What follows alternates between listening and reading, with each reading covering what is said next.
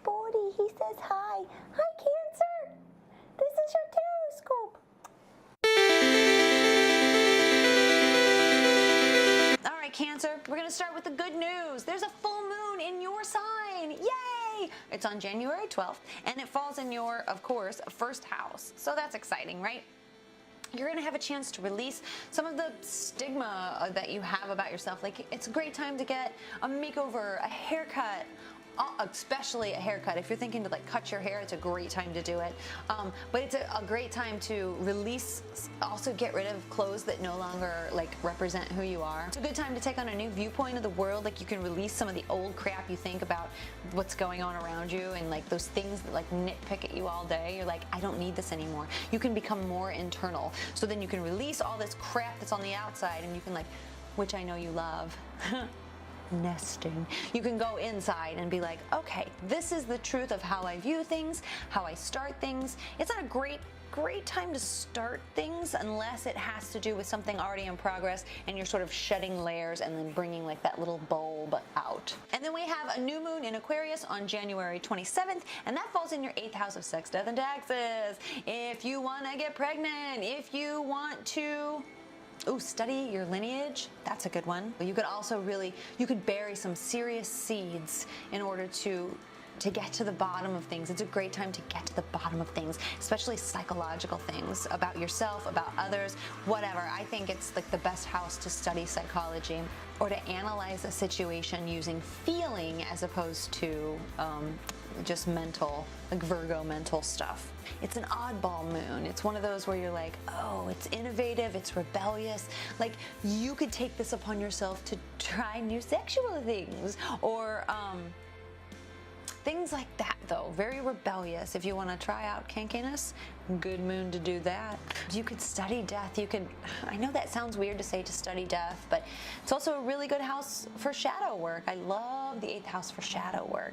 Like, getting to the bottom of things, figuring out how people work, what makes them tick, the ugly things of nature. Like, I love the 8th house. It's also about transformation. So if you want to plant a seed and start to like and work on your own personal transformation, and like if you feel like you're in a rut and you're like, I want to be more spontaneous, rebellious, who I really am inside. And this I'm not saying that's everybody, but if this applies to you, January 27th new moon is a good way to do it.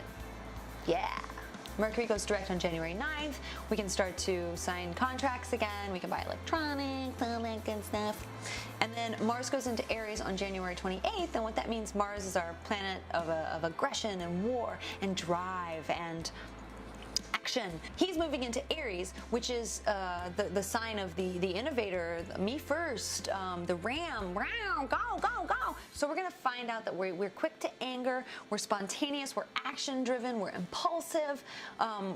It's like there's no time to think. It's like, boom, we're off. And we're off. Like, it's one of those kind of energies. But also we have to watch for angering quickly. Like, short fuse. Mars in Aries is a short fuse type of energy. And it's also ego. You can find that your ego gets a little bit out of control with Mars in Aries. All right. Tarot time. What do we got? What do we got, Cancer? 4 cards. 1, 2, 3, 4. Damn, okay. Cancer, you're a little bit like your neighbor Gemini this month, but it's very different. Okay, all right, here we go. So the 9 of Cups. Want to have a party? You should.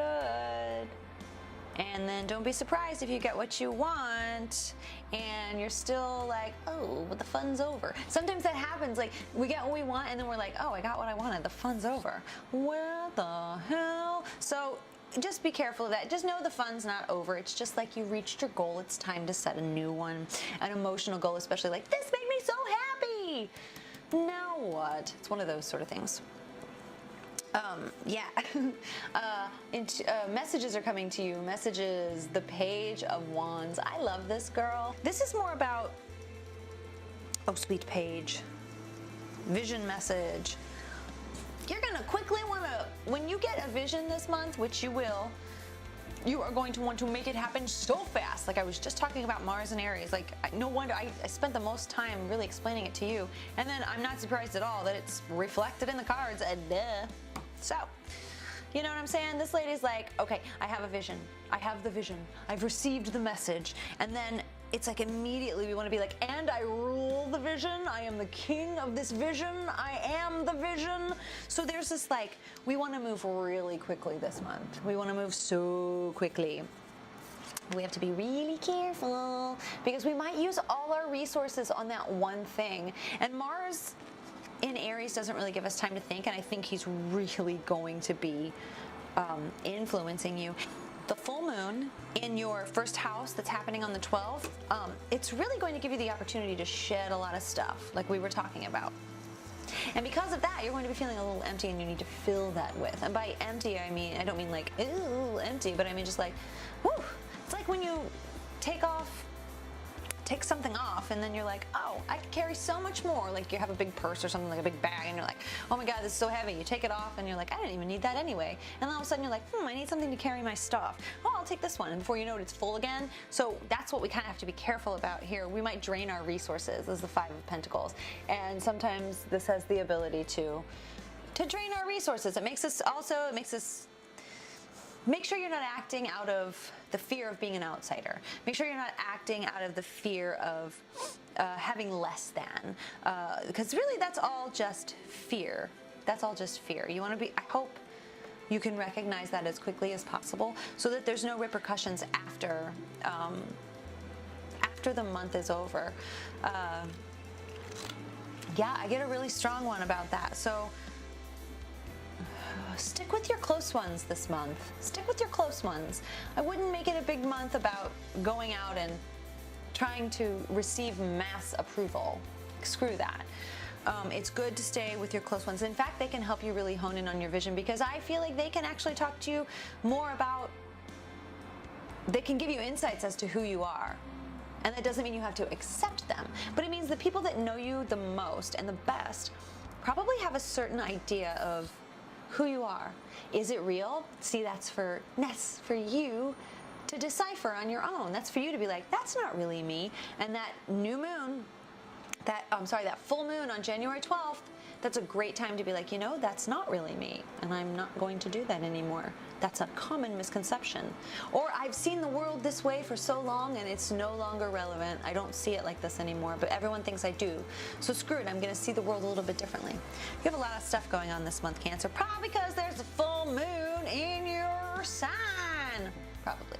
I would love to know what's going on with you, Cancer, because this is a good, interesting, meaty little reading. So leave me a comment if you want to let me know kind of what's going on. I'm happy to respond if you have any questions about kind of what's going on. Yeah, this is Sacred Symbol deck. Love it. It's handy dandy oracle cards.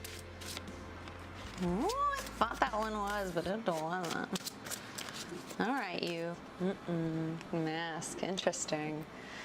What were we just talking about? That like, well, the first house, okay, so that moon is in your first house. Your first house is essentially the mask of the zodiac.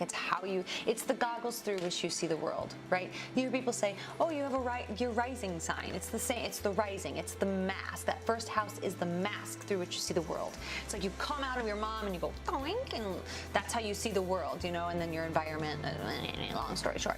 But anyway, we are working on losing this mask this month. Yay! How exciting is that? I mean, especially with that full moon in your first house, it's like you have the opportunity to take off your mask and be like, this is me! You got a problem? And if they do have a problem, then you're like, masks are off, honey. Masks are off. And it doesn't matter. Screw them. Seriously, screw them. You're not going to get public approval this month, and you don't need it. That's what the month is about. You are going to be like, this is me unmasked. And people either love it or they won't, but you know what? It's not your problem. It's not your problem, Cancer. Oh my gosh, please leave me comments and let me know what's going on because this is exciting. Cancer, thank you so much for stopping by and hearing me yap at you. Don't forget to subscribe. Give me a thumbs up if you like what you heard. Let's connect. Let's connect. And I'm also available for personal readings. It's a good time to get a yearly overview for 2017. I will link that down in the description below as well.